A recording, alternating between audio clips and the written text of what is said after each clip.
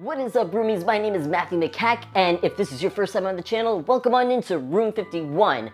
And if you have not done so already, please go ahead and subscribe, like, hit all the buttons. We're gonna do a board game brief on none other than The Fox Experiment by Pandasaurus Games. Now, just so everybody is clear, this was given to us as a review copy, so please take that into mind when I give this brief sort of review. In brief reviews, we kind of, or board game brief, I just do like a really quick overview of what the game does, and then a quick, what are my thoughts, my feelings on the game, my opinions. And so with the Fox Experiment, it's interesting. So it has a lot of research-based stuff going into the game. It's about how like animals were domesticated, and specifically dogs, puppies, and everything, but all coming from like foxes.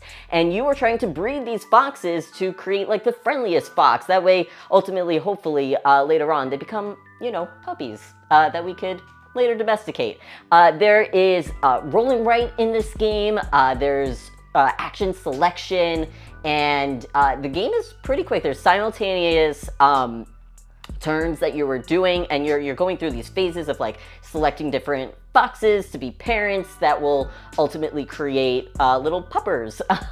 And from that, you're trying to gain different traits for these foxes and everything. And with that, you can place these trait tokens onto your player board to do upgrades and gain some popularity. Well, not necessarily popularity, but folks who support you, essentially. You're kind of going along with their agenda. So what do I think about this game?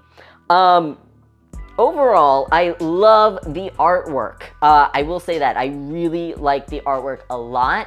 And I think that the theme itself doesn't quite come through for me. I don't necessarily feel like I'm breeding foxes to, you know, over a course of generations to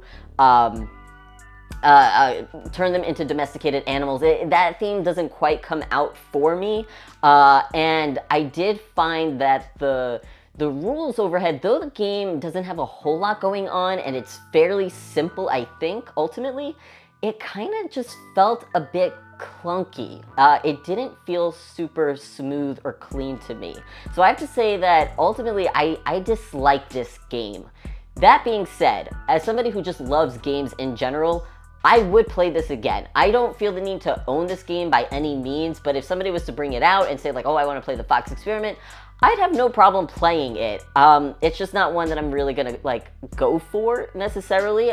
If somebody else really wants to play, cool. But ultimately, yeah, this one just did not do it for me. I was a little disappointed because, I mean, one of the designers of the game is Elizabeth Hargrave, who has created amazing games, and this game almost had it for me. Like, there was so many things that I loved, but it just didn't click. My one big thing that I did not like in this game was, though there was simultaneous like actions going on, because you're all like rolling together and writing things down and trying to figure out like if your study, you know, matches and all this stuff, you could still be sitting there waiting a while for somebody else to finish up their turn, because they might have like more foxes that they've upgraded and stuff, so they just might have literally more to do on their turn. Now, is that a problem with the game or the player? You know, I don't know. It shouldn't be that way. I think that like you should have a beginner player go up against a veteran player and still not be like waiting there for folks to take their turn or anything like that.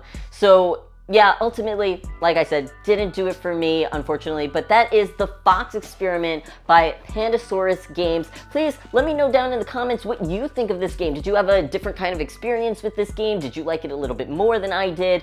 Did you feel the same? I don't know. Let me know. I will catch you all next time. Have a good one.